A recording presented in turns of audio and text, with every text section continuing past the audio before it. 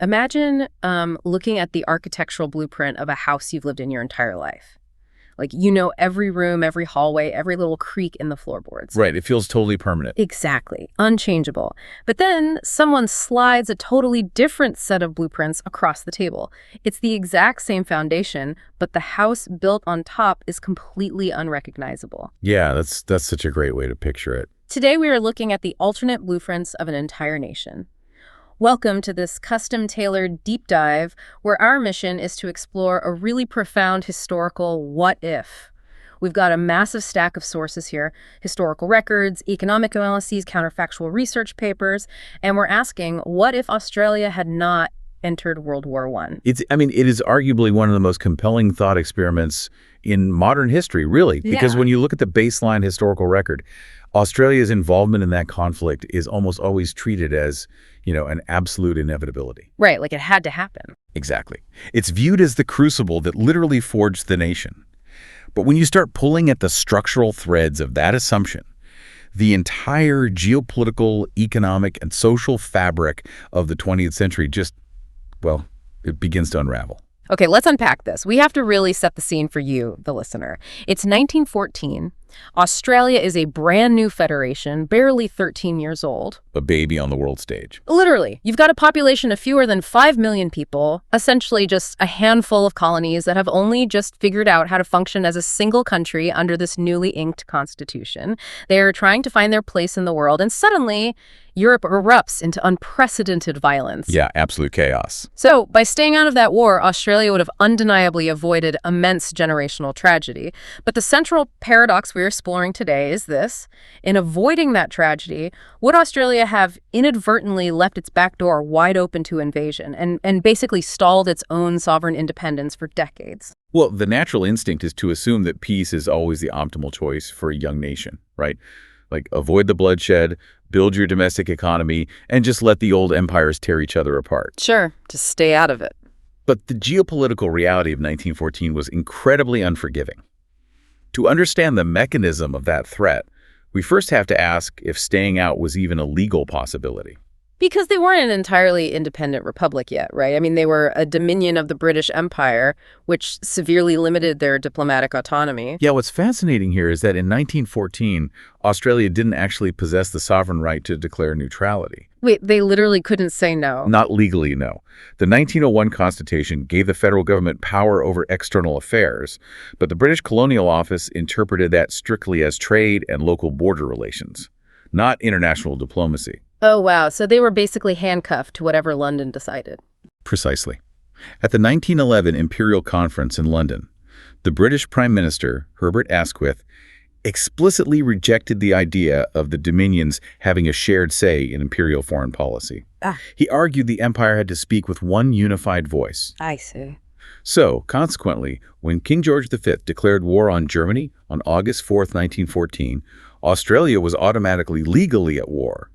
Prime Minister Joseph Cook famously declared, "When the empire is at war, so are we." Okay, but consider the actual mechanics of troop deployment. Like, the Defense Act of 1903 legally prevented the government from deploying the regular army overseas. Yeah. They had to rely entirely on volunteers to form the Australian Imperial Force. Right, the AIF. So what if they just refused to send those volunteers? Think of it like a teenager living under their parents' roof. Sure, the house rules legally apply, and the parents say, you're involved in this neighborhood dispute, but you can still just, lock your bedroom door and refuse to go outside and fight. That's a good point. They could have technically locked the bedroom door by refusing to raise an expeditionary force. But if they did, they would have willfully ignored a massive fire burning in their own immediate backyard.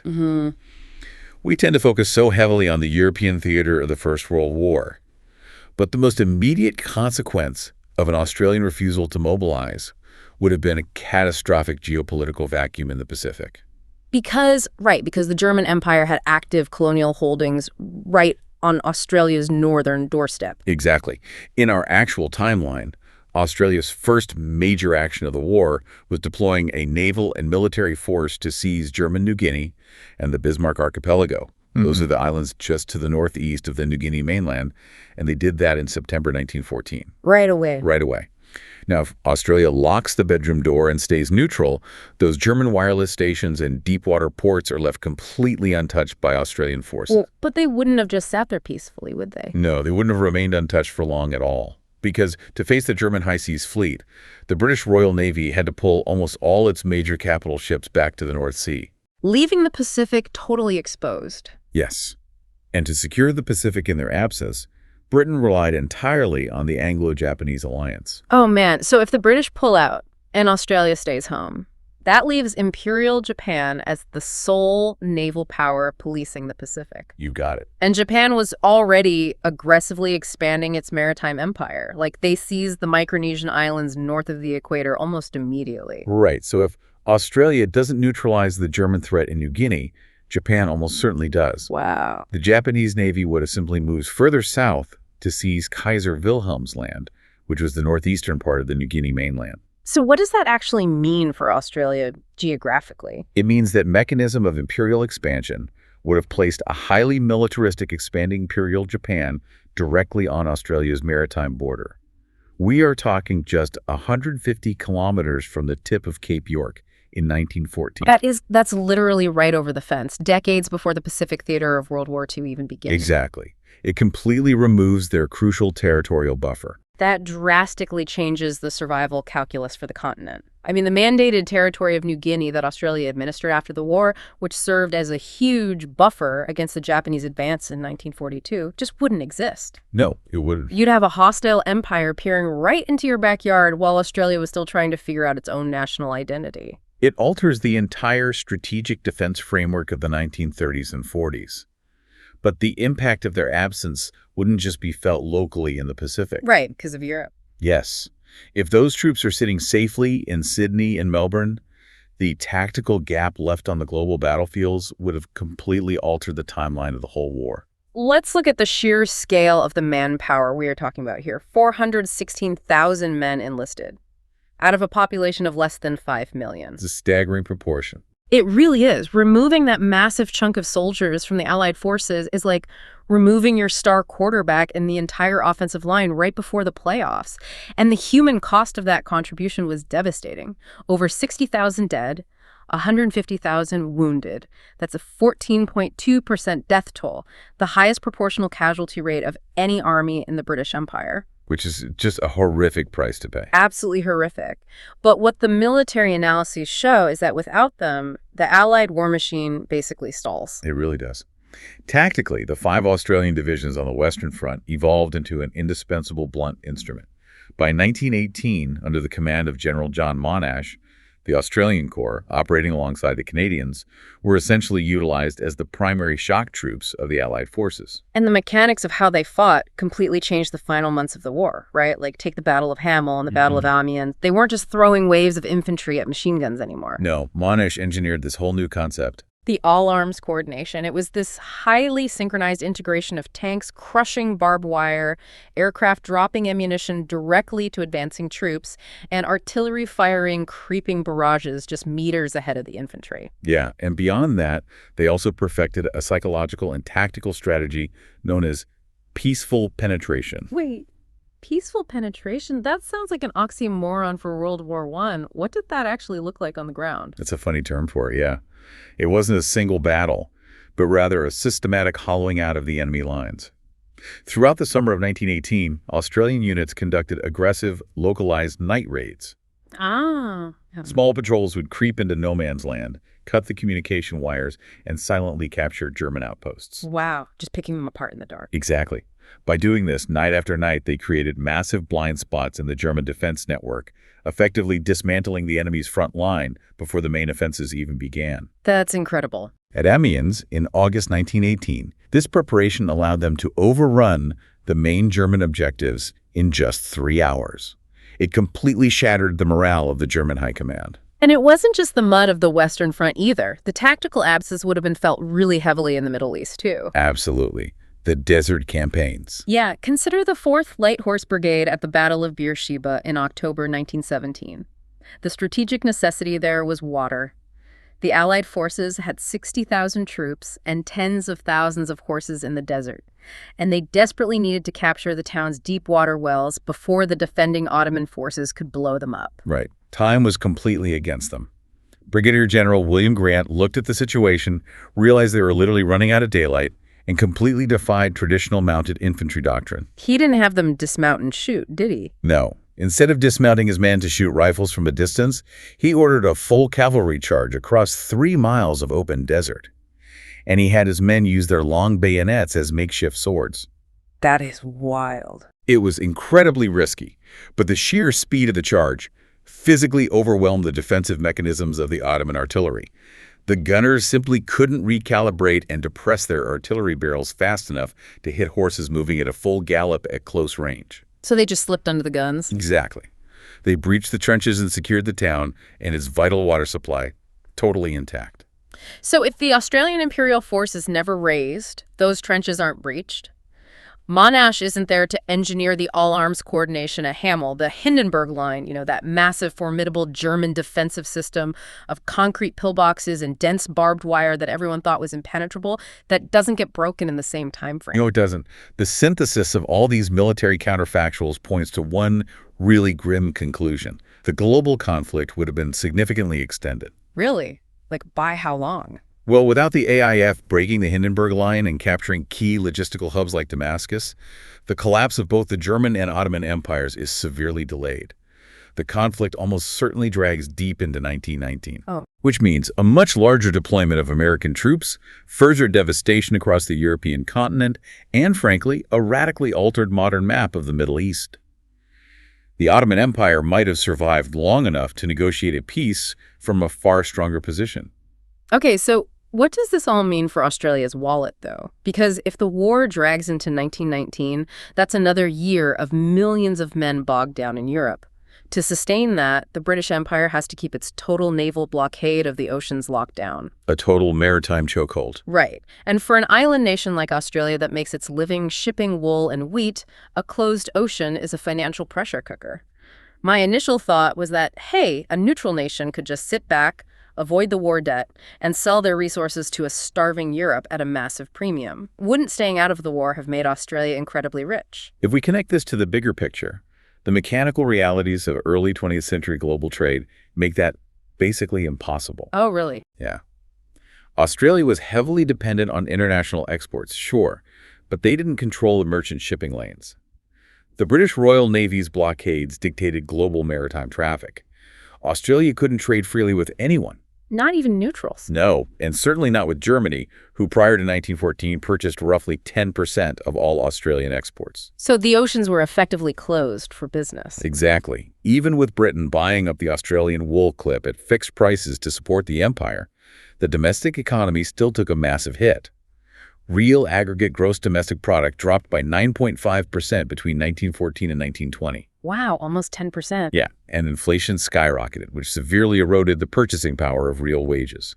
Plus, to fund the war effort, the government relied heavily on domestic and international loans, creating crushing public debt that hit 123% of GDP by 1918. That's a massive financial hangover. So staying neutral undoubtedly saves them from that mountain of debt. It saves them the, 377 million pounds spent on the war by 1920? It does.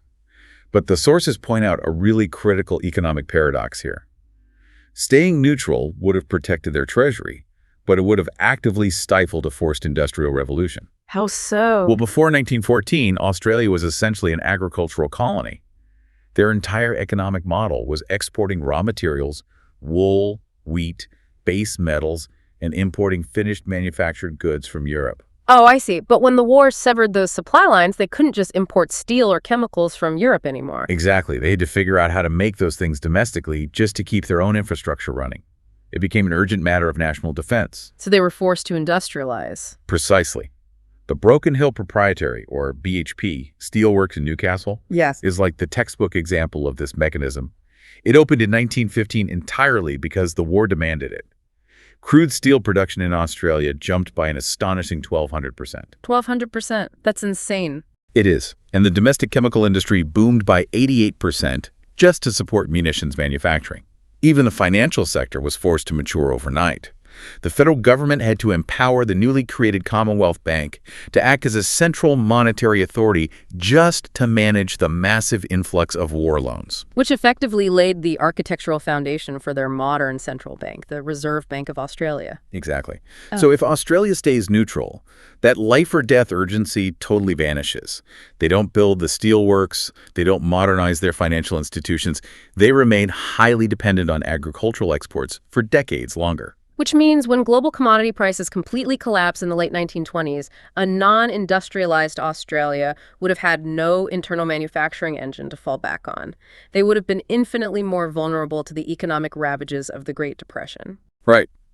The war wrecked their finances in the short term, but it forced the construction of a modern economic engine. However, and this is a big however, building that heavy industry and feeding bodies into the meat grinder of the Western Front came at a terrifying internal social cost. Yeah, here's where it gets really interesting.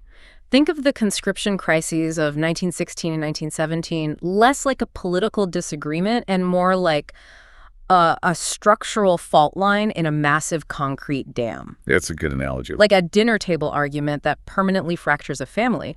The cracks between the working-class Catholics and the establishment Protestants were already there, but the pressure of the draft blew the whole structure wide open because in 1914, there was widespread enthusiasm for the war. Oh, absolutely. But by 1916, when the horrifying casualty lists from meat grinder battles like Poussière and Fromelles started pouring in, voluntary enlistments plummeted. They fell off a cliff.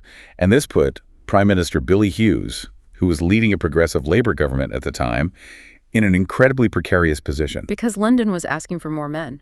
Exactly. The British High Command was demanding tens of thousands of reinforcement troops every single month. Hughes had visited the Western Front. He saw the devastation firsthand and became thoroughly convinced by British leadership that the empire would genuinely fall without compulsory reinforcements. So for him, it was do or die. For Hughes, introducing overseas conscription wasn't just a policy preference, it was an existential imperial necessity. But to bypass his own hesitant party, he put the question to the Australian people in two non-binding referendums. And the resulting societal split was just explosive. On one side, you had Hughes, the conservative opposition, and the Protestant establishment arguing that conscription was a matter of patriotic duty and imperial survival. Right. But on the other side, you had the working class, the powerful trade unions, and the large Irish Catholic community vehemently opposed. And their opposition wasn't just broadly anti-war, it was driven by a really deep fear of labor exploitation. Oh, interesting. Yeah, they believed that if working men were forced overseas, the government would replace them with cheap imported labor, effectively crushing the union movement and establishing a permanent iron rule of militarism. Which makes sense from their perspective. Labor leader John Curtin actually encapsulated that fear, declaring, conscription is a hateful thing and is almost certain to bring evil in its train. Wow. So the public referendums ultimately failed. The people voted no both times. But the structural damage to the social fabric was absolute. Yeah, the debates unleashed a massive wave of bitter sectarianism and class division. I mean, men of fighting age who didn't enlist were publicly shamed. They were handed white feathers in the street as symbols of cowardice. That is just brutal. And the political fallout completely rewired the country, didn't it? The Labour Party, which had been one of the most successful social democratic parties in the world at the time, split right down the middle. Split completely. Hughes and his pro-conscription supporters were literally expelled from their own party. Right. They ended up crossing the floor and merging with the conservative opposition to form the Nationalist Party. That political realignment locked the Labour Party out of federal power for decades. They would only form a government once between 1917 and 1941. So, apply our counterfactual here. If Australia remains neutral, that dam never breaks. The conscription crisis never happens. The Labour Party likely remains unified, dominating early 20th century Australian politics and continuing its ambitious social welfare programs without any interruption. Exactly. Society remains far more cohesive, avoiding that lingering bitter resentment between classes and religions. But wait, if that dam doesn't break and the society remains cohesive, what does that society unify around? Because anyone familiar with Australian history knows the shift from the pre-war Bushman archetype, the rugged, independent, outback shearer celebrated in Banjo Patterson poetry. They shifted from that to the ANZ digger. Right, the new national symbol. But what the sources highlight is that This wasn't just a natural cultural evolution, it was a psychological mechanism of survival. Gallipoli was a catastrophic military failure. You can't build a national identity on a defeat unless you completely reframe the narrative. This raises an important question, though. Is the baptism of fire strictly necessary for nation building? Because the digger myth, which is defined by intense mateship, egalitarianism, incredible physical endurance, and a sardonic disregard for authority, that became a psychological necessity to justify the sheer scale of the loss.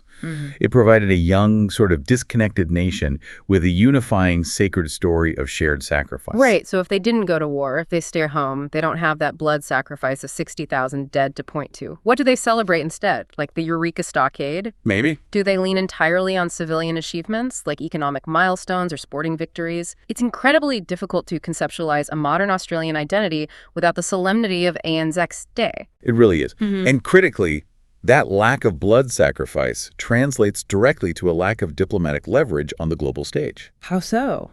Well, we have to examine the mechanism of the 1919 Paris Peace Conference. Prior to the war, the Dominions were represented internationally entirely by London. Right, they couldn't speak for themselves. But because of the staggering scale of their military contribution, Prime Minister Hughes demanded a separate independent seat at the table for Australia. And he didn't just sit there quietly. He used that seat to aggressively clash with U.S. President Woodrow Wilson. Oh, he really went after him. Yeah, Wilson wanted the captured German colonies, including New Guinea, to be placed under the administrative control of the newly formed League of Nations. But Hughes, who was acutely aware of the Japanese threat we talked about earlier, demanded outright annexation. And when Wilson questioned who Hughes represented, basically asking what gave this small nation the right to make demands, Hughes pointed to the casualties. Right. He famously fired back at the United States, saying, "She who did not come into the war to make anything has made thousands of millions out of it. She prevented us getting the cost of the war." Hughes was utterly relentless, and his sole piece of leverage was the death toll. He used it to batter the great powers into submission. And as a direct result, Australia signed the Treaty of Versailles independently. Wow. They gained their own seat at the League of Nations. They secured the administrative mandate over New Guinea, ensuring a vital territorial buffer remained in their control. So this was the definitive legal first step toward international recognition of Australia's full sovereign national status. Exactly. A status that eventually culminated in the Statute of Westminster in 1931, which legally formalized that independence. So if Australia stays neutral in 1914, Hughes has zero leverage. He likely isn't even invited to Paris. Australia doesn't sign the treaty, doesn't secure the mandate over New Guinea, and remains diplomatically adolescent, tethered to London's foreign policy decisions for decades longer. The path to global independence would have been exponentially slower. The 1914 decision to enter the war, while heavily dictated by the imperial framework of the era, was really the brutal engine that violently accelerated Australia's maturation into a modern state. It really creates this stark dichotomy for you, the listener, to weigh: the lost nation versus the safe nation. By entering the war, Australia lost a generation of its young men. They inherited a crippling debt that choked their economic growth for years, and they fractured their own society along bitter class and religious lines. Huge, huge cost. But out of that immense trauma, they forged a unifying national myth that still defines them today. They forcefully jump-started their heavy industry, secured an independent seat at the international diplomatic table, and crucially, they prevented a Japanese foothold right on their northern border. A neutral Australia would have been safer, richer in the short term, and far more socially cohesive. But they would have been industrially delayed, diplomatically voiceless, and strategically highly vulnerable as the world marched relentlessly toward the Second World War. The history of nations is so often built on these brutal, paradoxical trade-offs, where foundational strength is purchased with unimaginable tragedy. It brings us right back to that alternate blueprint of the house. You can change the floor plan to avoid the drafts and the leaks, but you might end up completely removing the load-bearing walls in the process, which leaves you to ponder this final thought. If the modern Australian identity was forged almost entirely in the crucible of a 1915 foreign war, what happens when the living memory of that war finally fades into the distance? Can a nation born from overseas tragedy ever truly redefine itself in times of enduring peace, or is it destined to keep searching the horizon for another crisis, just to prove to itself who it is?